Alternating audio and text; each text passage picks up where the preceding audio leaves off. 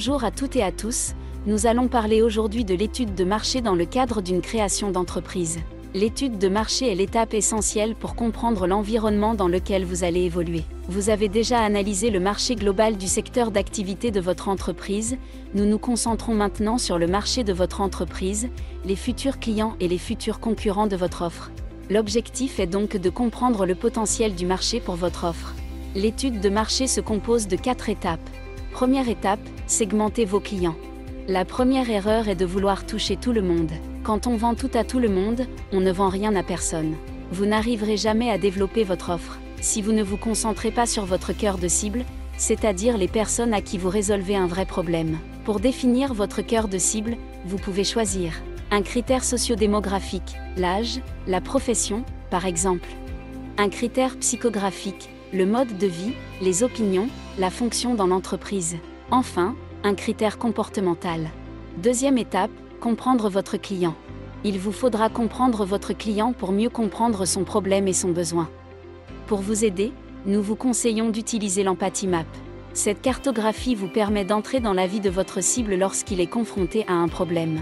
Que pense-t-il? Que voit-il? Qu'entend-il? Enfin, que fait-il? En répondant à toutes ces questions, vous allez comprendre votre cible. Pour compléter cet outil, vous devez impérativement confronter vos hypothèses au terrain en réalisant des interviews avec vos cibles. Troisième étape, connaître vos concurrents. Il est important de vous intéresser à vos concurrents, car vous pouvez apprendre d'eux, comprendre comment vous devriez prendre votre place à côté d'eux et surtout, montrer à vos investisseurs qu'il existe un marché dynamique et que vous avez votre place. Il existe 3 types de concurrents. Le concurrent direct, qui propose la même offre que vous. Le concurrent indirect, qui ne propose pas la même offre que vous, mais qui répond au même problème que vous. Par exemple, si vous êtes fleuriste, vous pouvez être en concurrence avec le chocolatier en face de chez vous, car ce sont 2 cadeaux souvent offerts lorsque nous allons chez des amis.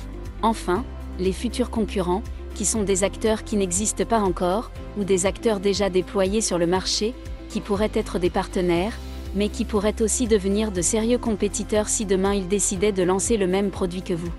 Quatrième étape, se positionner. Afin de ne pas entrer en confrontation directe avec vos concurrents, vous devez vous positionner pour trouver le segment de clients qui n'est pas encore ou mal adressé par votre offre.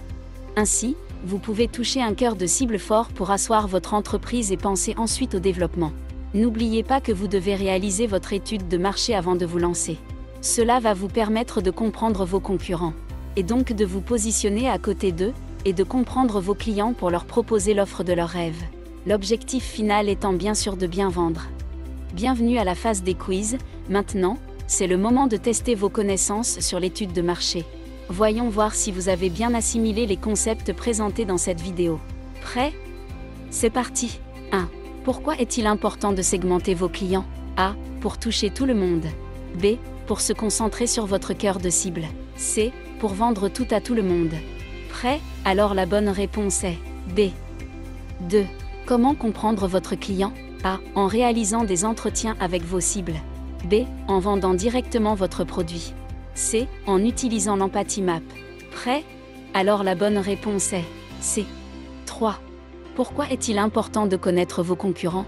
Mettez votre réponse dans les commentaires et voyons si nous avons des experts parmi nous. Retrouvez toutes ces informations sur notre chaîne YouTube et sur le site internet de l'Agence de promotion des investissements privés. www.apip.gov.gn. Je vous dis à très bientôt pour des nouvelles vidéos.